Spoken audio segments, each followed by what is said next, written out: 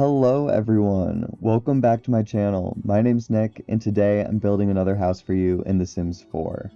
We're building in the world of Copperdale today. I think that's what it's called. It came with high school years and I'm building a very quaint Dutch colonial home.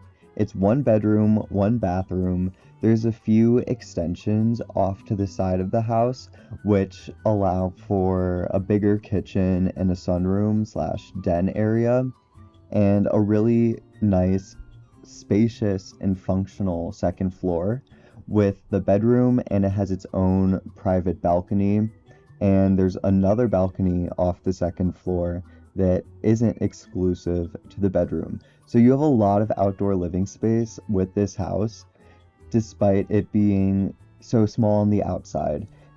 It's also, unfortunately, not the cheapest house. I didn't limit myself, but building a house this size, you'd have to try to spend like a lot of money, but this one costs $64,200 in the game.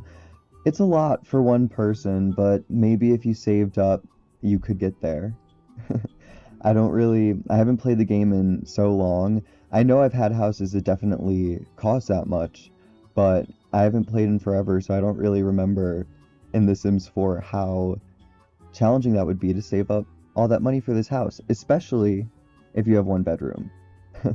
I really didn't spare any expenses, but I'm obsessed with how this house looks. It's really small and really quaint. I know I said that already, but those are just great words to describe it. I got to use a nice blend of the windows from Seasons and high school years, I believe, is where the windows on the extension part of the house is. So that's like the part with the white vertical siding. And I wanted it to have this very cozy feeling. I had a reference picture that I followed for the kind of shape and style of the house, but when it came to painting it and that kind of thing, I totally went on my own. I thought that having a first floor that was brick is really cool because then it kind of shows you what could have been built first. Maybe over time the second floor was added and then the 2 extensions were. So I think that that's a really fun way to think about it. And when you're building smaller houses, you can start with a really basic shape and add little bump outs. And if you want to get a little creative, you can switch up the different wallpapers that you're using so that it looks like it was a later extension on an older house. I do it all the time. You'll probably see it in all my old builds and all my builds to come, but I think it looks really nice. Right now you can see I'm landscaping and the house is small on a bigger lot, so I was able to put a single garage driveway space. I didn't think you would actually have a car here. I tried it out at first, but I didn't end up going with it because I thought that this would be a really great opportunity to just leave some bikes out. It seems like a really nice neighborhood. You're downtown. I think it's in that neighborhood. So it'd be really easy to get around on a bike, and nothing's wrong with that. Now I'm decorating some of the balconies. That's the one that I just did with the picnic table is directly off of the bedroom, and this one is off of the hallway upstairs and the staircase that takes you from the first floor to the second. But there's some lounge chairs out there, and then back here I have a grill and another little chair. Not too much. You could totally add a lot more things to do outside if you wanted. I just wanted to keep it a little open. There's only one person living here, or a couple in my mind, just because of the size of the place. So I didn't want to overload it with too many things. There's an easel in the living room that I'm building right now, and a desk right under the stairs. I think that was a really cool way to make use of that space, and that's also the door to the bathroom. So there's a shower tub combo in there.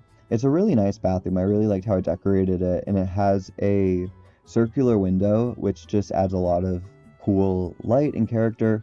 Originally, I wasn't going to put a window there, and when I went through, I was like, no, this would look a lot better with a window, and I added it.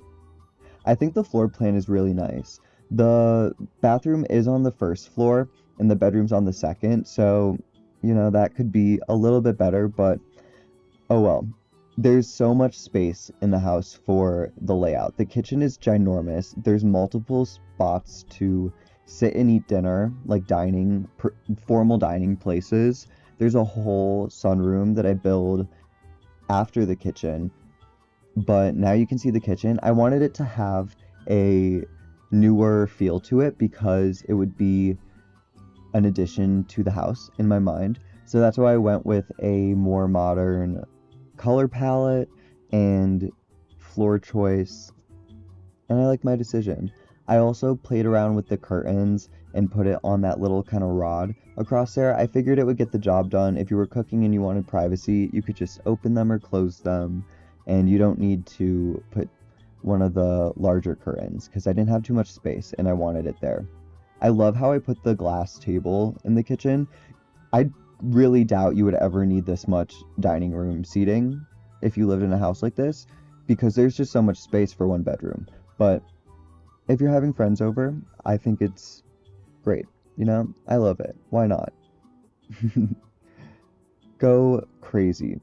But now I'm working on that back sunroom den thing, and I wanted it to keep this really wooden look, and it kind of mimics the white vertical wood panels on the outside, but in the natural brown tone that matches the floor.